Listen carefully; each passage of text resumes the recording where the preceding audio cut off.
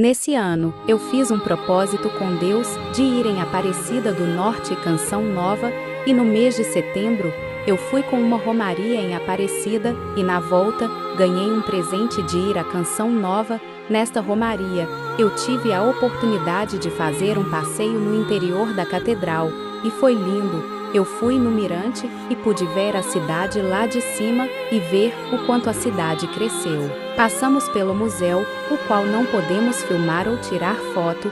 No museu tem várias imagens antigas, que vale muito a pena conferir. E por último, por cima do altar, que experiência maravilhosa que vivi, vendo a quantidade de fiéis na igreja, é te tirar o fôlego. Para você que vai em Aparecida do Norte, fica a dica de fazerem o passeio por dentro do santuário.